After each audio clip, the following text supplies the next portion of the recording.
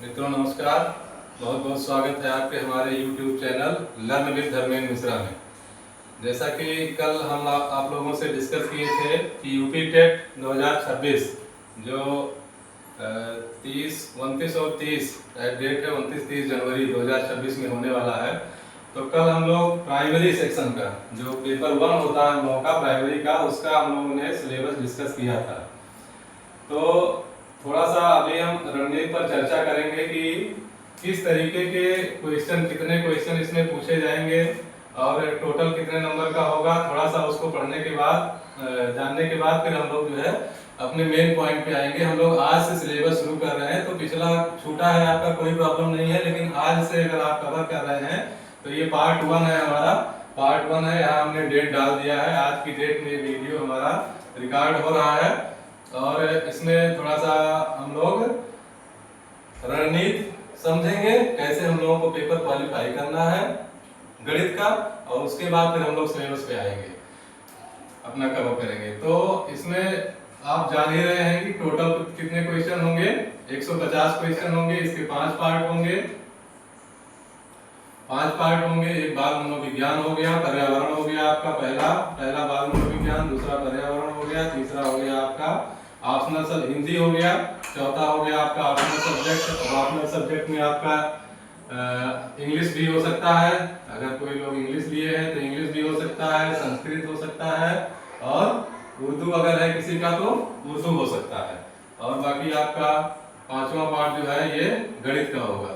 तो बेसिकली हम जो है गणित पर चर्चा करेंगे, और ये सब 30-30 नंबर के, 30-30 number, 30 number, 30 number, 30 number, 5 part हो गया, 150।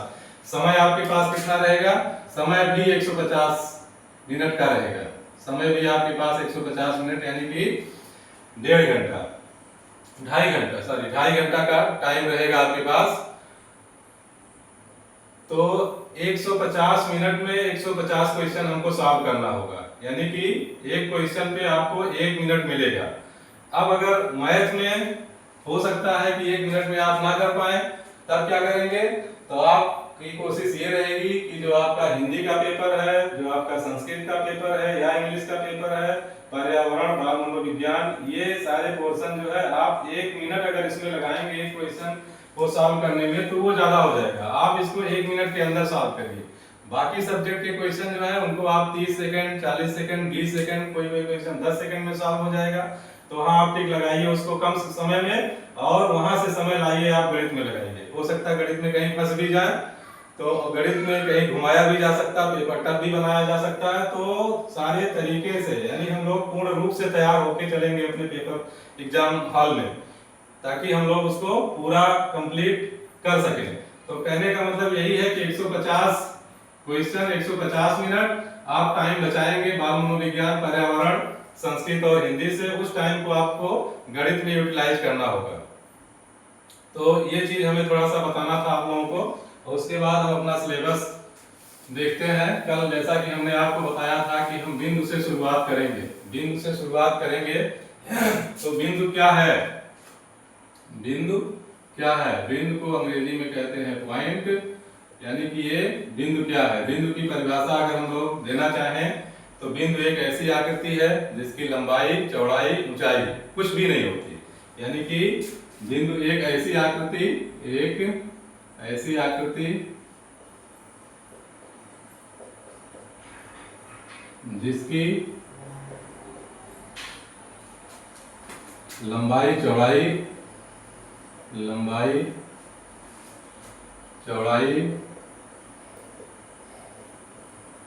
और ऊंचाई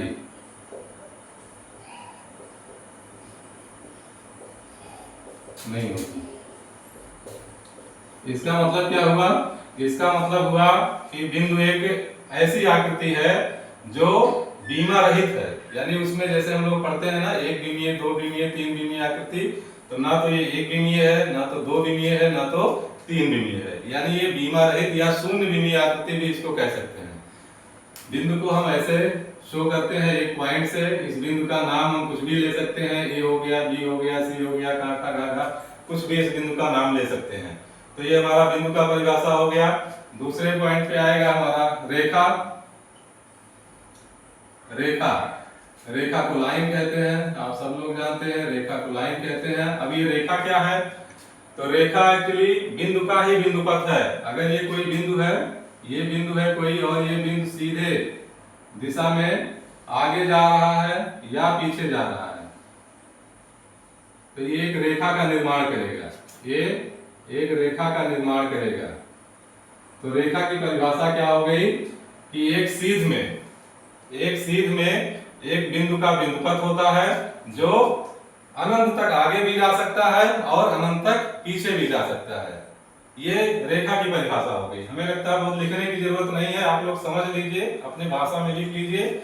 यहाँ हम टाइम नहीं वेस्ट करेंगे, टाइम जहाँ हमें लगाना होगा वहाँ हम लिखेंगे, आपको बताएंगे कि आप इसको नोट करिए, अच्छे से करिए, यहाँ से क्वेश्चन पूछा जाता है।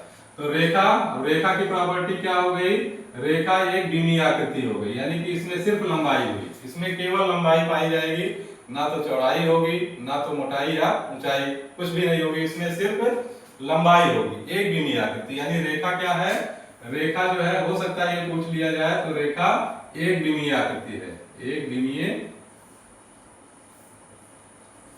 आकृति है। और रेखा को हम डिनोट करते हैं दो लेटर से, कैपिटल लेटर से, ए और बी।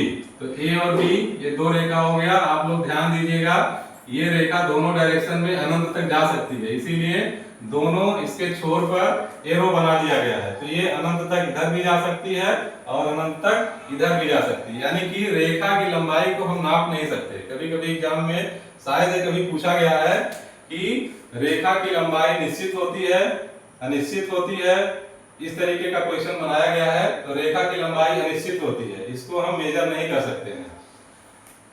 दूसरी चीज होती है हमारी किरण। अब किरण क्या है, किरण को अंग्रेजी में रे कहते हैं। किरण, अब अगर हमारा बिंदु जो है, एक बिंदु जो ए है, ये एक ही डायरेक्शन में जा रहा है, सीध में जा रहा है, पीछे नहीं जा रहा है, यानी कि ये एक ही डायरेक्शन में, एक ही दिशा में ये चलते जा रहा है बिंदु हमारा, तो एक और सीध में जा रहा है, तो एक किरण का निर्माण ये करेगा, एक किरण का निर्माण करेगा। तो इसको ऐसे कह सकते हैं कि किरण हमारी एक विमीय आकृति है, जिसका एक छोर तो अनंत तक जा सकता है, लेकिन दूसरा छोर निश्चित होता है, दूसरा छोर निश्चित होता है। तो इसको भी हम दो पॉइंट से शो करेंगे, ए और बी से। ये किरण हो गया, इसमें आप लोग ध्यान देंगे, एक पॉइंट निश्चित हो गया, जबकि एक छोर पर हमने एरो का निशान बना दिया, यानी कि अनंत तक जा सकता है। तो ये भी एक विमीय आकृति हो गई, इसमें भी लंबाई होगी सिर्फ, चौड़ाई, मोटाई या ऊंचाई नहीं होगी। और इसकी भी लंबाई जो अनिश्चित होती है, इसको भी हम मेजर नहीं कर सकते, इसकी भी लंबाई अनिश्चित ही होगी, क्योंकि एक डायरेक्शन में ये अनंत तक जा सकती है, एक डायरेक्शन में अनंत तक जा सकती है, इसकी भी लंबाई हम मेजर नहीं कर सकते हैं।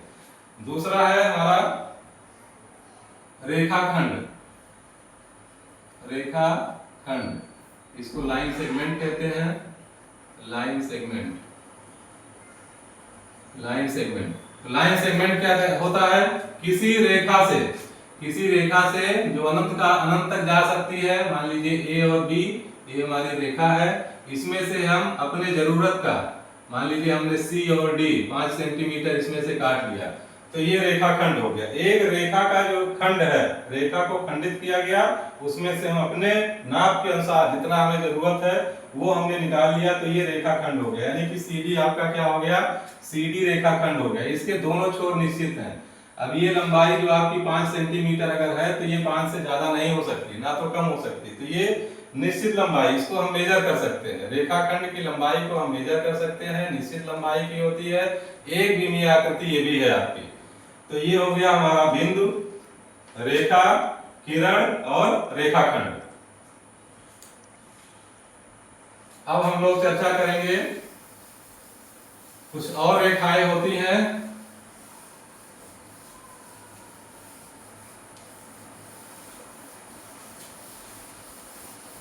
जैसे समांतर रेखा। समांतर रेखा, अब समांतर रेखा किसे कहते हैं,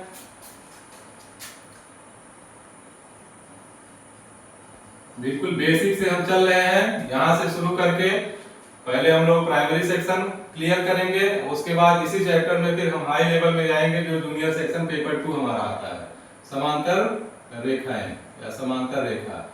तो समांतर रेखाएं कौन सी होती हैं?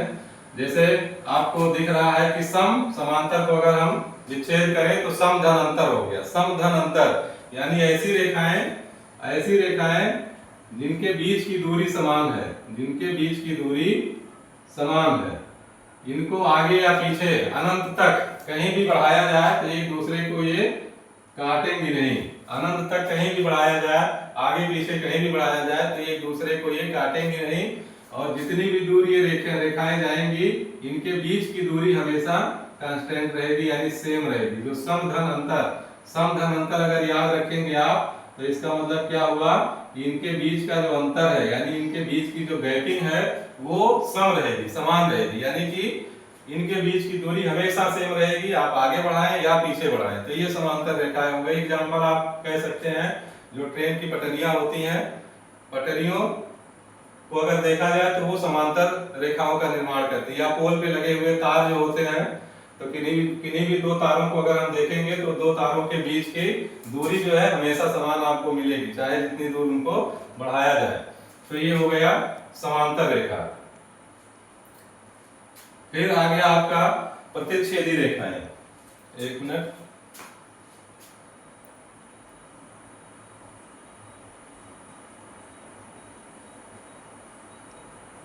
प्रतिच्छेदी रेखाएं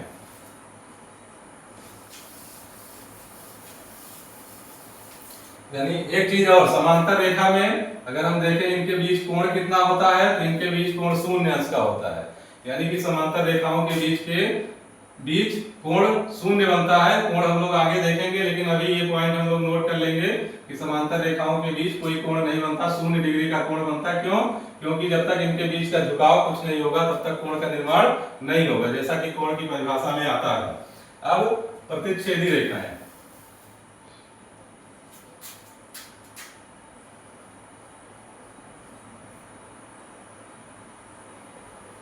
प्रतिच्छेदी रेखाएं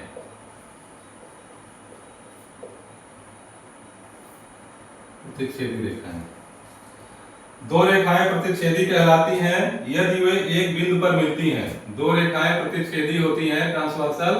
दो रेखाएं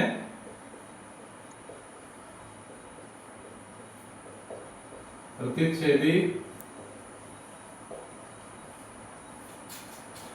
कहलाएंगी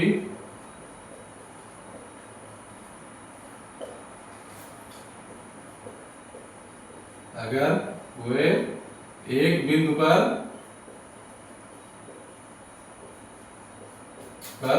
मिलती हैं, या सीधे सीधे कह सकते हैं कि एक दूसरे को काटती हैं। वो एक दूसरे को काटती हैं। इसका मतलब क्या हुआ कि एक लाइन हमारी, एक रेखा AB हो गई, एक रेखा AB हो गई और दूसरी रेखा CD हो गई। तो ये दोनों रेखाएं क्या कहलाएंगी? प्रतिच्छेदी रेखाएं कहलाएंगी। AB और CD एक दूसरे को कट कर रही हैं। ऐसे भी हम कह सकते हैं, इस एक रेखा हमारी AB हो गई, एक रेखा AB हो गई और दूसरी रेखा हमारी CD हो गई। AB और मान लो BC है, तो ये भी एक बिंदु पर मिल रही है, यानी इनको अगर बढ़ाया जाएगा आगे पीछे बढ़ाया जाएगा तो ये कटती हुई प्रतीत होंगी। तो यहाँ भी हम प्रतिच्छेदी रेखाएं इनको समझ सकते हैं। यानी दो रेखाएं अगर एक दूसरे को कट कर रही हैं एक पॉइंट पर, एक ही पॉइंट पर कट करेंगी और कहीं किसी और 2-3 पॉइंट पे कट नहीं कर सकती, तो एक ही पॉइंट पे ये कट करेंगी, तो इनको प्रतिच्छेदी रेखाएं कहेंगे।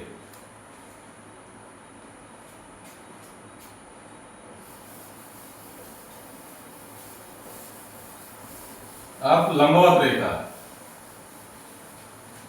लंबवत रेखाएं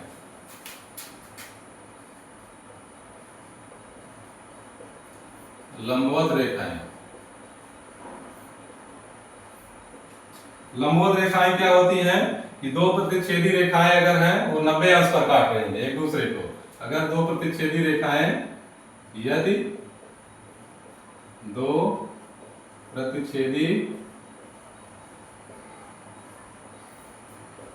रेखाएं एक दूसरे को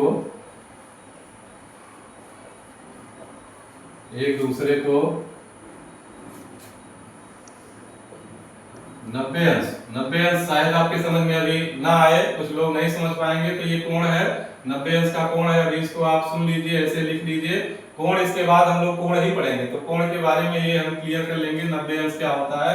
तो दो प्रतिच्छेदी रेखाएं अगर यदि एक दूसरे को यदि दो प्रतिच्छेदी रेखाएं एक दूसरे को 90 अंश पर काट रही हो, तो ऐसी रेखाओं को क्या कहेंगे? तो ऐसी रेखाएं लंबवत रेखाएं कहलाएंगी। तो ऐसी रेखाएं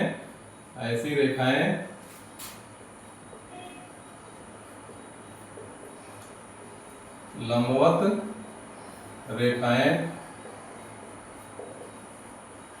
कहलाती हैं।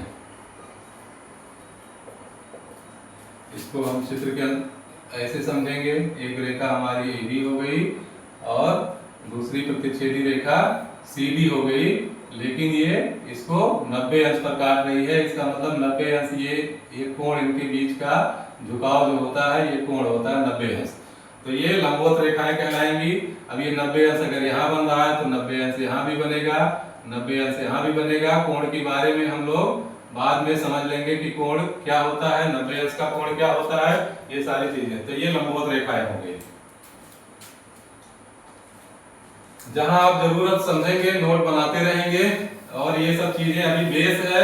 बेस अगर क्लियर रहेगा तो चाहे पेपर 1 हो प्राइमरी का, चाहे पेपर 2 हो जूनियर का, सारी चीजें हम लोग क्लियर करते हुए क्लियर कर लेंगे। अनुप्रस्थ रेखा, अनुप्रस्थ रेखा एक ऐसी तिर्यक रेखा यदि वह दो या दो से अधिक रेखाओं को अलग अलग बिंदु पर काटती है। इसको फिगर से समझ लेंगे हम। जैसे ये दो रेखाएं हैं, ये समांतर रेखाएं हैं, मान लीजिए AB और CD, ये दो समांतर रेखाएं हैं और एक तीसरी रेखा काट रही है, मान लो ये PQ है, ये PQ है। तो इसको अनुप्रस्थ रेखा कहेंगे, यानी PQ क्या है हमारी, ये अनुप्रस्थ रेखा है, अनुप्रस्थ रेखा। इसका हम डेफिनेशन, एक रेखा को तिर्यक रेखा कहा जाता है यदि वह दो या दो से अधिक रेखाओं को अलग अलग बिंदुओं पर काटती है। यहां सीधा सीधा आप डेफिनेशन तो ठीक है, लेकिन यहाँ फिगर आप समझ लीजिए कि अगर ये दो रेखाएं हैं, दो समांतर रेखाएं हैं, इनको एक तिर्यक रेखा ये काट रही है। तिर्यक का मतलब तिरछी रेखा, तिरछी रेखा अगर काट रही है तो ये क्या हो गया, ये अनुप्रस्थ रेखा, यानी कि यहाँ PQ आपकी अनुप्रस्थ रेखा होगी, PQ अनुप्रस्थ रेखा है, अनुप्रस्थ रेखा है। ये हो गया चित्र, इसका आप बना लेंगे, इसको समझ लेंगे। इसके बीच में जो कोण वगैरह बनते हैं वो सारी प्रॉपर्टी हम लोग कोण पढ़ने के बाद समझेंगे। ये सारी रेखाएं हम लोग समझेंगे। यहाँ से क्वेश्चन भी पूछा जाता है, प्राइमरी में भी और जूनियर में भी क्वेश्चन पूछा जाता है। तमाम तरीके के इस तरीके के फिगर दिए जाएंगे, उसमें अल्टरनेट एंगल और जो भी एंगल होते हैं, समूह कोण होते हैं, ये सारी चीजें हम लोग समझेंगे कोण पढ़ने के बाद। समवर्ती रेखाएं,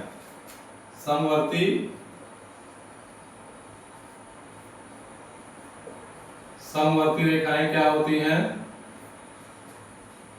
ऐसी रेखाएं जो एक बिंदु से होकर जाती हैं, एक बिंदु से होकर जाती हैं, समवर्ती रेखाएं कहलाती हैं। इस तरीके की रेखाएं जो होंगी ये समवर्ती रेखाएं। मान लीजिए AB है, यहाँ आपकी ये CD है, ये आपकी EF है और ये आपकी GH है। एक पॉइंट अगर ये O पे काट रही हैं तो ऐसी रेखाएं समवर्ती रेखाएं कहलाएंगी। अब समरेख बिंदु क्या होता है? समरेख बिंदु, इसका फिगर आप लोग बनाते हुए चलेंगे। ये सारी रेखाएं समवर्ती रेखाएं कहलाती हैं क्योंकि एक बिंदु से होकर ये जा रही हैं, ये समवर्ती रेखाएं कहलाएंगी। अब संरेख बिंदु क्या होते हैं?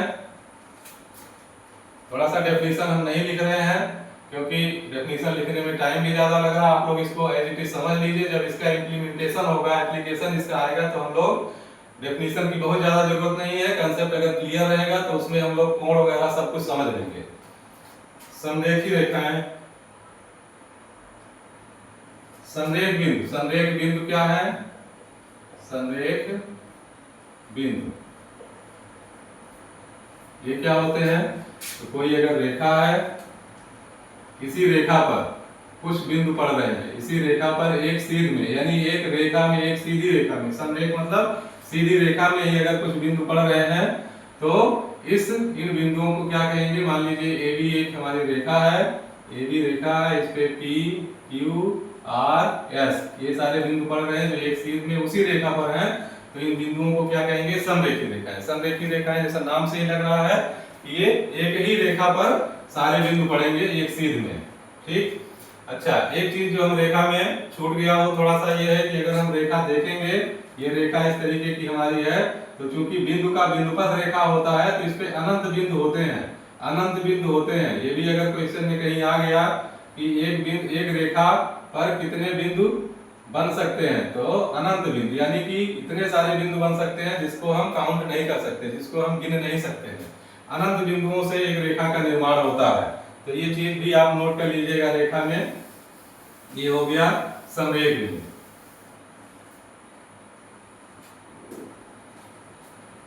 तो ये हमारा था ऑल अबाउट, समरेख को कोलिनियर कहते हैं। कोलिनियर मतलब एक ही लाइन में जो है, तो ये ऑल अबाउट हमारा बिंदु, रेखा, रेखाओं के बारे में हम लोगों ने पढ़ लिया। अब हम लोग पढ़ेंगे कोण के बारे में। कोण, कोण क्या होता है? एंगल, यानी दो रेखाओं के बीच के झुकाव को कोण कहते हैं। दो रेखाओं के बीच के झुकाव को कोण कहते हैं। दो रेखाओं के बीच के झुकाव को, बीच के झुकाव को कोण कहते हैं। एक रेखा हमारी AB हो गई। अब यहाँ रेखा हम ना कह के अगर किरण कहें तो ज्यादा सही होगा। अगर यहाँ हम रेखा ना कह के किरण कहें, वैसे जनरल बोलचाल में कह देते हैं रेखाएं, लेकिन दो किरणों के बीच के अगर हम किरण कहें, क्योंकि यहाँ किरण का एक बिंदु हमारा फिक्स होता है, ये बिंदु हमारा फिक्स होगा और एक ये किरण हो गया, तो दो किरणें हमारी हो गई AB और AC। तो AB और AC दो किरणें हो गई, इनके बीच का जो ये झुकाव बन रहा है, ये जो झुकाव बन रहा है, इसी को क्या कहेंगे? कोण कहेंगे, इसी को कोण कहेंगे। और कोण को हम अंश में नापते हैं। कोण को जब नापा जाता है, कोण को अंश में या डिग्री में, अंश, ऐसे अंश है एक पॉइंट, जैसे मान लो हमें 30 अंश लिखना है तो ऐसे 30 के ऊपर एक बिंदु और लिखेंगे, एक छोटी सी गोली बनाएंगे, तो अंश में हम लोग नापते हैं इसको, अंश, इसको कहते हैं अंश, अंग्रेजी में डिग्री कहते हैं। ऐसे बना लीजिए, अंश में मेजर करते हैं, नापते हैं या मापते हैं। कोण को हम लोग, अगर कोण बना हुआ है उसको नापना है तो हम लोग चांदा, आप लोग देखे होंगे चांदा का प्रयोग करते हैं, प्रोटेक्टर इसको कहते हैं। अगर कोण बनाना है तो हम चांदे की भी सहायता से बनाते हैं, और जो हमारा कंपास होता है, कंपास की भी सहायता से, जिसको लंगड़ा प्रकार या गड़बड़वा लोग बोलते हैं, उससे भी हम लोग कोण, उसी से ही कोण बनाया जाता है। तो ये हो गया कोण, यानी कि दो रेखाओं यानी दो किरणों के बीच के झुकाव को क्या कहेंगे? कोण कहेंगे। कोण को अंश में नापा जाता है। अब कोण के प्रकार, कोण कितने प्रकार के होते हैं?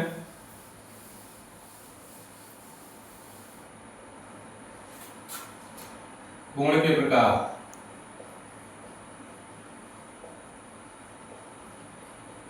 Types of angle, types of angle, कोण के प्रकार। तो पहला है इसमें, पहला है समकोण, दूसरा है न्यून कोण, तीसरा है अधिक कोण, चौथा है बृहद कोण,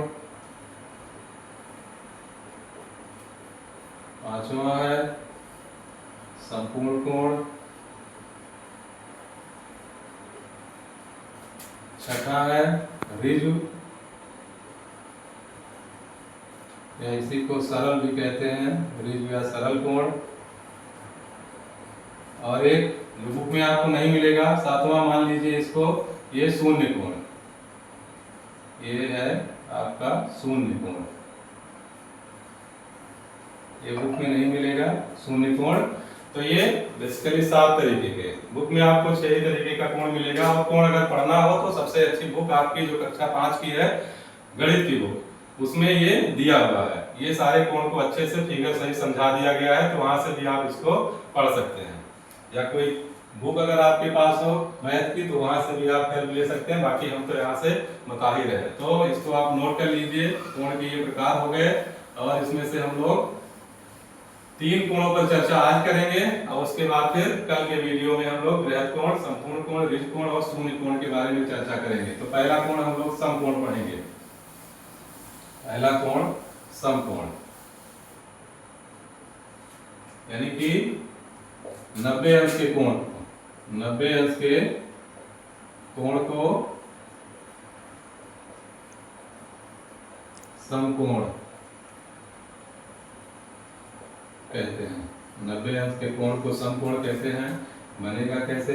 एक रे हमारी है AB और एक रे हमारी है CD।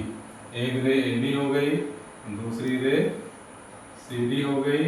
इन दोनों के बीच का एंगल जो है AB और AC, AB और AC, ये दो हमारी किरणें हो गई। इनके बीच जो एंगल ये बन रहा है, ये 90 अंश। यही 90 अंश का कोण जो है, ये समकोण कहलाएगा। जहां भी आप देखेंगे इस तरीके का कोण, ये समकोण ही होगा, समकोण ही होगा। इस तरीके का कोण समकोण ही आपको ये दिखेगा, यानी कि इनके बीच का जो कोण बन रहा है वो 90 अंश का कोण बनेगा। इस तरीके से अगर हम दो पैरेलल इस तरीके से अगर हम समझें, तो ये बिल्कुल एक दूसरे के परपेंडिकुलर, अभी जो हम लोग पढ़े हैं परपेंडिकुलर या जो लंबवत रेखाएं, ये है आपका 90 अंश का। इनके बीच का कोण, एक रे आपकी ये हो गई, दूसरी रे ये हो गई। इस तरीके से आपके लिए ज्यादा क्लियर होगा। एक रे हमारी इधर गई, एक रे इधर गई। इनके बीच का एंगल जो बन रहा है, ये कितना बन रहा है? 90 अंश का। इसी को क्या कहेंगे? इसी को समकोण कहेंगे। दूसरा कोण हमारा है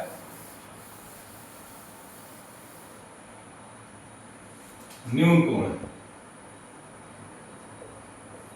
न्यून कोण, दूसरा न्यून कोण है 0 अंश से बड़ा, 0 अंश से बड़ा और 90 अंश से छोटे कोण को न्यून कोण कहते हैं।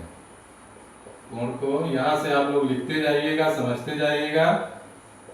जो नहीं समझ में आएगा कमेंट बॉक्स में आप मैसेज डाल देंगे, कमेंट लिख दीजिए, कोण को न्यून कोण कहते हैं। तो अब यहाँ 0 अंश आ गया, इसका मतलब पहले हमें 0 अंश समझना पड़ेगा। तो 0 अंश किसी बुक में आपको नहीं मिलेगा। 0 अंश ऐसे समझ लीजिए कि अगर दो रेखाएं हैं, एक रेखा हमारी, यानी कि एक रे हमारी AB हो गई और दूसरी रे हमारी इसी पर CD हो गई, AC हो गई, AC। इसका एक छोर जो है ये स्थिर है। तो AB और AC, ये दो रेखाएं अगर एक ही पर है, यानी संरेखी रेखाएं भी इसको कह सकते हैं। तो इनके बीच का, क्योंकि इनके बीच कोई झुकाव ही नहीं है, तो यहाँ 0 अंश का कोण बनेगा। इनके बीच कोई झुकाव नहीं है, तो इनके बीच 0 अंश का कोण बनेगा।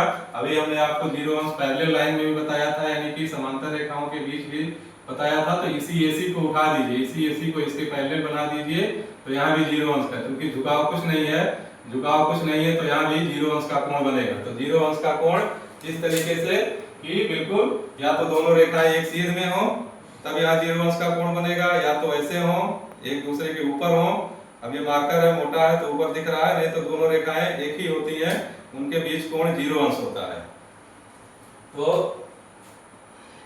यानी कि अब न्यून कोण क्या हुआ? जो 0 अंश से बड़ा और 90 अंश से छोटा है। मान लीजिए एक रे हमारी है AB और एक रे हमारी, अगर इसी पे फिर आप बनाइए AC, इसी पे AC बनाइए और उस AC को मान लीजिए AC है, ये AC है, इसी AC को घुमा दीजिए, 90 अंश तक ना ले जाइए, उसके बीच में रखिए। ये हमारा 90 अंश बनेगा यहाँ पर। तो 90, 0 अंश और 90 अंश के बीच जो भी कोण हमारा होगा वो न्यून कोण होगा। यानी कि दूसरी रे हम ऐसे बना सकते हैं AC, तो ये न्यून कोण होगा। इस कोण को हम क्या कहेंगे, न्यून कोण। न्यून कोण का नाम जो हम लोग लिखते हैं ये बहुत काम देगा जब क्वेश्चन पूछा जाएगा, कोण करके पूछा जाएगा इस तरीके से, यानी कि न्यून कोण कौन सा होगा, कोण। इस तरीके से कोण का हम छोटा सा सिंबल देते हैं, कोण CAB, ये क्या है, न्यून कोण है। क्या है ये, न्यून कोण, न्यून कोण है। यानी कोण का नाम जब हमें लेना होता है इस पॉइंट पे, क्योंकि पॉइंट A पर कोण बन रहा है तो इस पॉइंट को हम बीच में रखेंगे, CAB इस तरीके से कहेंगे। तो पढ़ने वाला समझ, ये लिखने का स्टैंडर्ड तरीका भी है, पढ़ने वाला समझेगा कि हाँ एंगल हमारा क्या बन रहा है, कोण हमारा क्या बन रहा है, बिंदु A पर कोण बन रहा है। इसको हम ऐसे भी लिख सकते हैं, चाहे इधर से लिख दीजिए CAB, चाहे BAC। बीच में कंडीशन क्या है, जहां कोण बन रहा है वो बिंदु आपका बीच में होना चाहिए, तो कोण BAC ऐसे भी हम लिख सकते हैं। ये वही कोण होगा, मेजर वही होगा, यही एंगल चाहे आप इधर से पढ़िए और चाहे इधर से पढ़िए, ये भी यानी कि ये न्यून कोण ही है, न्यून कोण है। तो चाहे ये दोनों चीजें एक ही लिखी हैं, एक ही एंगल है, ये दोनों चीजें एक ही लिखी हुई है, ये न्यून कोण है। तीसरा हमारा है अधिक कोण।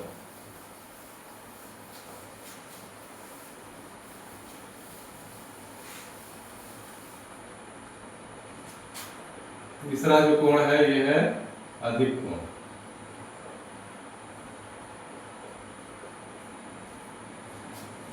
अधिक कोण की परिभाषा लिख लीजिए, यानी 90 अंश से बड़ा और 180 अंश से छोटा, 180 अंश से छोटे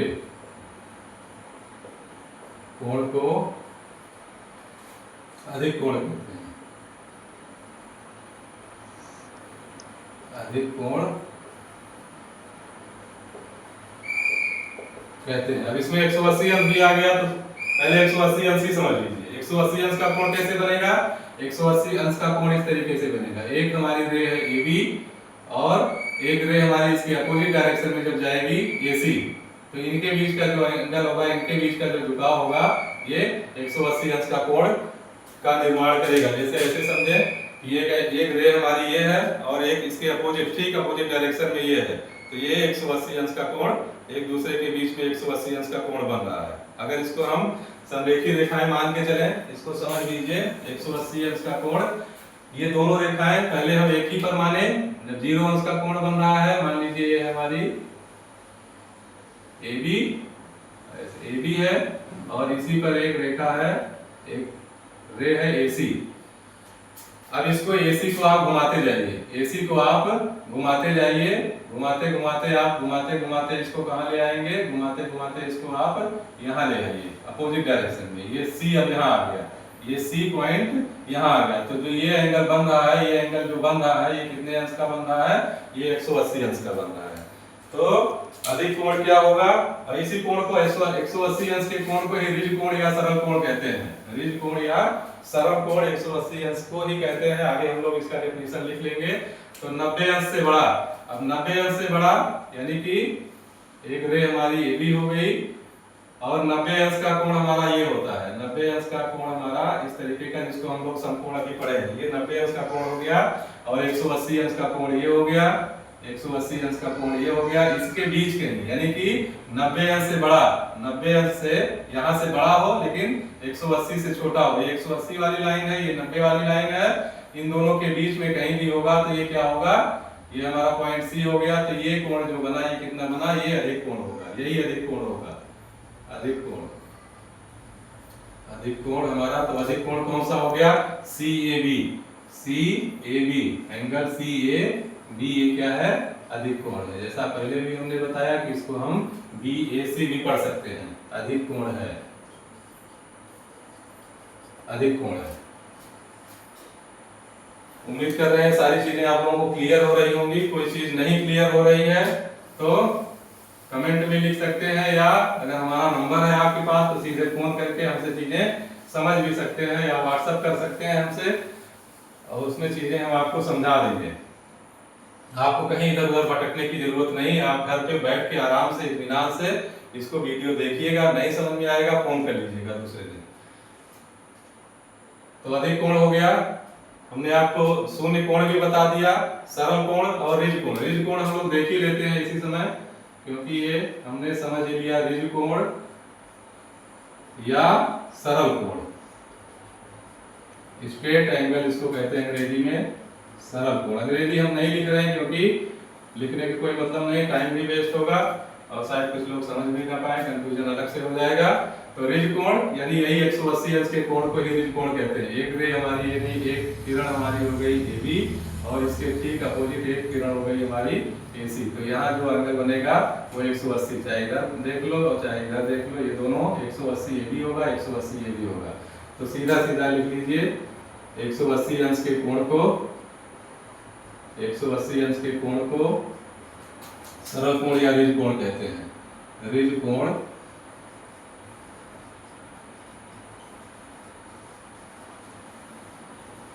रिज कोण कहते हैं। शून्य कोण हमने आपको समझा ही दिया। शून्य कोण क्या होता है? जब दो रेखाएं एक ही पर हो, दो रेखाएं एक ही पर होती हैं तो वो शून्य कोण होता है। इसको आप लोग फिगर बना लीजिएगा। मान लीजिए AB है और AC है, तो ये दोनों एक ही पर है, इनके बीच में कोई झुकाव नहीं है, तो यहाँ शून्य कोण बनेगा। इसको हमने आपको समझा ही दिया है। अब बच रहा बृहद कोण, बृहद कोण और संपूर्ण कोण। बृहद कोण और संपूर्ण कोण कल हम लोग पढ़ेंगे और कुछ क्वेश्चन आप लोग देखिएगा प्रीवियस ईयर पेपर में, शायद यहाँ से एक आध दो क्वेश्चन मिल जाए तो उसको भी आप लोग देख लीजिएगा। बाकी जो पूछी जाने वाली ज्यादा, अभी तो ये बेस है, बेस आपका अभी जो बनेगा क्वेश्चन जो बनेगा वो जो प्रतिच्छेदी रेखाएं हैं वहां से बनेगा आपका। फिर कोण के बारे में हो सकता है सिंपल सा क्वेश्चन दिया जाए कि समकोण कितने अंश का होता है या रिज कोण कितने अंश का होता है, तो ये सीधे सीधे क्वेश्चन बहुत कम ही पूछे जाएंगे। जो अभी ये बेस है, बेस आप समझिएगा, एक बार दो बार तीन बार वीडियो देख के समझ लीजिएगा। नहीं समझ में आएगा तो हमें बताइएगा, सूचित करिएगा। कल हम बाकी दोनों कोणों का प्रकार पढ़ेंगे और उसके बाद संपूर्ण को क्या होता है कॉम्प्लीमेंट्री और सप्लीमेंट्री एंगल यानी कि कोट पूरक और संपूरक कोणों के बारे में चर्चा करेंगे। वहां से एक दो क्वेश्चन हर पेपर में आता है, तो वो चीजें हम समझेंगे, वहां से क्वेश्चन क्या बनता है उसको भी समझेंगे। तो आज के लिए इतना ही मित्रों, नमस्कार, बहुत बहुत धन्यवाद।